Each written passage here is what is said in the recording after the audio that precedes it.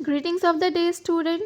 So, again we continue our chapter, that is human health and diseases. Okay. In previous video, I teach you about a disease whose name is amoebiasis, which is caused by a protozoa Entamoeba histolytica. In this video, we study about a disease whose name is ascariasis. Okay, which is caused by a worm. So, let's start. So students, आज जो हम disease के बारे में पढ़ने जा रहे हैं उसका नाम क्या है? एस्कैरिएसिस. ओके, ये जो एस्कैरिएसिस डिजीज़ है ये किसके थ्रू होती है? वर्म के थ्रू होती है. अब वर्म जो होते हैं ये कौन से फाइलम में आते हैं? तो अगर आपको याद होगा क्लास 11 का एनिमल किंगडम चैप्टर, उसमें आपने इनवर्टिब्रेट्स और वर्टिब्रेट्स की स्टडी की थी. तो इनवर्टिब्रेट्स में 2-3 फाइलम ऐसे थे जिसमें कौन आते हैं? वर्म्स आते हैं. वो फाइलम कौन से? हेलमिंथ वाले फाइलम जो हैं, लाइक प्लैटीहेलमिंथिस, एस्केलहेलमिंथिस, निमैथीहेलमिंथिस. इसमें कौन आते हैं? सारे जो वर्म्स हैं वो आते हैं. ठीक है ना. तो वही जो वर्म्स हैं उसके थ्रू क्या होता है? ये डिजीज़ होता है जिसका नाम है एस्कैरिएसिस. तो अगर आप इस डिजीज़ का नाम ध्यान से देखें तो इसी में आपको उस वर्म का नाम भी दिखाई दे रहा होगा. तो वो वर्म का नाम क्या है? एस्कैरिस, है ना. एस्कैरिस को देखा था आपने, वो नॉर्मल कैसा दिखता है? जैसे कि अगर आप नेकेड आई से जिसको देख सकें, लाइक अर्थवर्म कैसे दिखता है उसी तरह से एस्कैरिस भी दिखता है, लेकिन एकदम से आप अर्थवर्म को ही नहीं कहेंगे, बस मैं आपको इमेजिनेशन के लिए बताई. ओके, तो ये जो एस्कैरिस होता है इसमें इसका जो एक कैरेक्टरिस्टिक होता है वो क्या होता है कि इसमें जो फीमेल जो रहती है वो क्या होती है? लॉन्ग रहती है as comparison to male. Okay, तो देखिए एस्कैरिस जो है वही क्या कहलाता है? राउंड फॉर्म कहलाता है ना. क्यों? क्योंकि नीचे से ये थोड़ा सा क्या रहते हैं? राउंड शेप के रहते हैं. अगर इसका स्ट्रक्चर देखें हम तो ये कैसे होते हैं?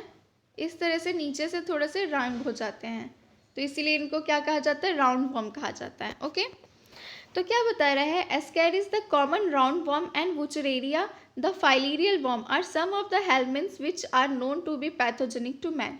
तो देखिए यहाँ पे बता रहा है कि कुछ वर्म्स भी जो हैं वो कैसे होते हैं? पैथोजेनिक होते हैं. पैथोजन मैंने एक क्लास में आपको पढ़ाया था. पैथोजन मतलब क्या होता है?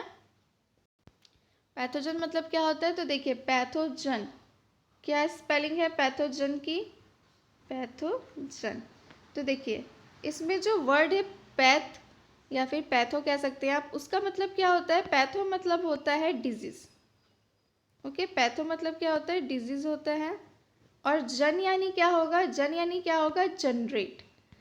तो जो डिजीज जनरेट कर रहा है उसको हम क्या कहते हैं? पैथोजन कहते हैं. तो ऐसे आप याद रख सकते हैं इसके नाम के अकॉर्डिंग, इसलिए मैं हमेशा बोलती हूँ आपको नाम पे फोकस करिए.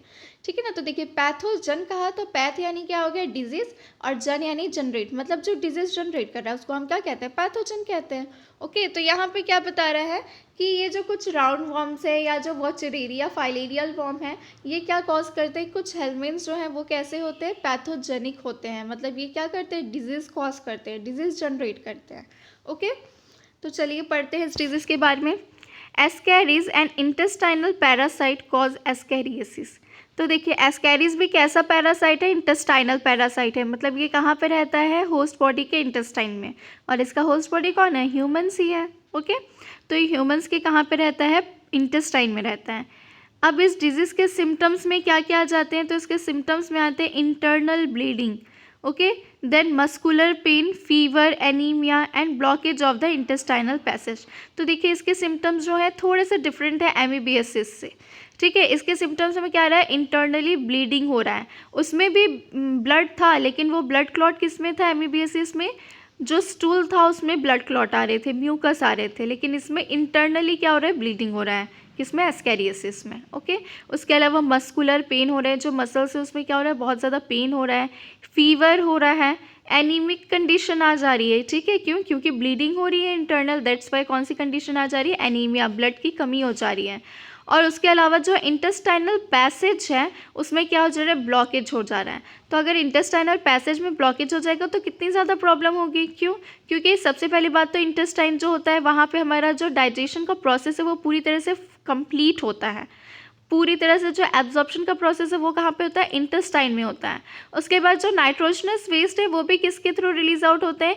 इंटेस्टाइन से होते हैं, वो एनस से रिलीज होते हैं. ठीक है ना. तो अगर अब इंटेस्टाइन में ब्लॉक हो जाएगा तो क्या ये सब चीज़ें आसानी से हो पाएंगी? क्या नहीं हो पाएगा? ओके, चलिए आगे देखते हैं. The eggs of the parasite are excreted along with the fecus of infected person which contaminate soil, water, plants, etc. तो देखिए ये डिजीज़ भी कैसे फैल रही है, तो ये भी फीकल मैटर के थ्रू ही फैल रही है, ठीक है ना। तो सबका फीकल मैटर में ऐसा प्रॉब्लम नहीं होता है, किसके फीकल मैटर में होगा, जो इन्फेक्टेड पर्सन जिसके इंटेस्टाइन में पहले से एस्कैरिज जो है वो जा चुका होगा, है ना, तो उसके फीकल मैटर में क्या होगा, ये एस्कैरिज जो वर्म है वो प्रेजेंट होंगे, ठीक है। अब उसके फीकल मैटर के थ्रू वाटर, उसके अलावा सॉइल, प्लांट्स, ये सब क्या हो रहे हैं, कंटामिनेट हो रहे हैं, ठीक है ना, क्योंकि सॉइल कंटामिनेशन हो रहा है, तो सॉइल में ही तो हम क्रॉप ग्रो करवाते हैं, प्लांट्स ग्रो करवाते हैं, तो वो प्लांट्स भी क्या हो रहे हैं, कंटामिनेट हो रहे हैं। उसके अलावा वाटर भी क्या हो रहा है, कंटामिनेट हो रहा है। तो वही बता रहे हैं कि ये जो डिजीज़ है ये किसके थ्रू होता है, कंटामिनेशन ऑफ वाटर, फूड, उसी के थ्रू हो रहा है, ठीक है। A healthy person acquires this infection through contaminated water, vegetables, fruits, etc.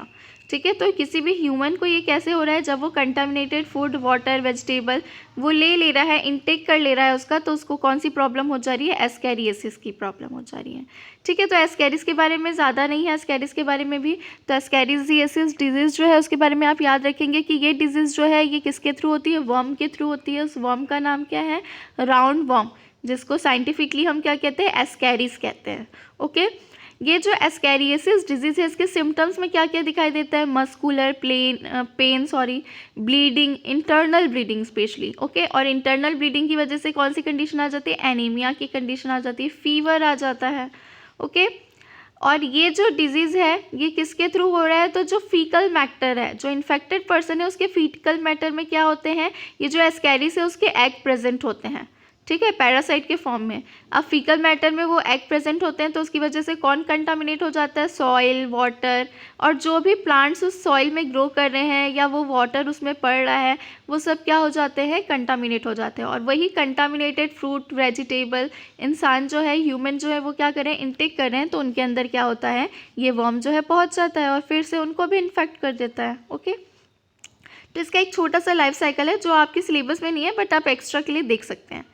तो देखिए इसके लाइफ साइकिल में क्या है, सबसे पहले आप देखिए एग जो है वो कहाँ पे आ गया, सॉइल में आ गया। सॉइल में एग कैसे आया होगा, जो इन्फेक्टेड पर्सन है उसका फीकल मैटर कहाँ पे आया होगा, सॉइल में, ठीक है ना। मतलब वो जो इन्फेक्टेड पर्सन है वो टॉयलेट का यूज़ ना करके वो खुले में फीकल मैटर रिलीज़ किया है उसने, जिस वजह से एग में जो सॉइल है उसमें क्या आ गया, एग आ गया, किसका, पैरासाइट का। उस पैरासाइट का नाम क्या है, एस्कैरिस, ओके। अब एग में वो सॉइल आया तो पहले वो अनफर्टिलाइज था, फिर वो जो एग है वो फर्टिलाइज्ड हुआ, फर्टिलाइज्ड होने के बाद वो किस फॉर्म में आ गया, लार्वे के फॉर्म में, ठीक है ना। आपको पता है ना इन सब में कौन सा डेवलपमेंट होता है, indirect development. Indirect development means कि इनमें डायरेक्ट ऑफस्प्रिंग से, मतलब जो यंग वंस है उससे एडल्ट में चेंज नहीं होते हैं, कैसे होते हैं, उसमें लार्वल कंडीशन आती है, एग वाली कंडीशन आती है, ठीक है। तो ये जो लार्वा कंडीशन है वो कैसे होते हैं, इन्फेक्टिव लार्वे होते हैं। अब ये इन्फेक्टिव लार्वे फूड के थ्रू, वेजिटेबल के थ्रू, वाटर के थ्रू, जो भी कंटामिनेटेड फूड वाटर है उसके थ्रू क्या हुआ, ह्यूमन के बॉडी में चला गया। तो इसने किसके थ्रू ले लिया, फूड के थ्रू वो चीज़ें चले गई इसके अंदर। अब वो जाने के बाद कहाँ पे आ गई, ड्यूडेनम में, ठीक है, लिख रहा है ना, reach duodenum, penetrate its wall and go to blood. ये क्या होता है, ड्यूडेनम की वॉल जो है उसको क्या करती है, पेनिट्रेट कर देती है, उसमें छेद करके कहाँ पे पहुँच जाता है, ब्लड में, कौन, एस्कैरिस, ओके। ब्लड में पहुंचने के बाद वो कहाँ पे माइग्रेट कर जाता है, लंग्स में, और लंग्स में फिर वो कफ वगैरह के फॉर्म में अगेन एंड अगेन स्वेलो होते रहता है, ओके। और फिर फाइनल डेवलपमेंट जो होता है उसका कहाँ पे होता है, स्मॉल बॉवेल। स्मॉल बॉवेल कहने का मतलब है स्मॉल इंटेस्टाइन में, ओके। तो ये छोटा सा लाइफ साइकिल था एस्कैरिस का। तो फाइनली ये डिजीज़ भी कंप्लीट हुआ। नेक्स्ट क्लास में भी मैं आपको वर्म से होने वाली डिजीज़ पढ़ाऊंगी। इस बार हमने कौन से वर्म से डिजीज़ देखा, राउंड वर्म से। नेक्स्ट क्लास में हम कोई दूसरे वर्म का डिजीज़ देखेंगे, ओके। तो आज की क्लास यहीं पे over. Thank you, have a nice day and keep studying.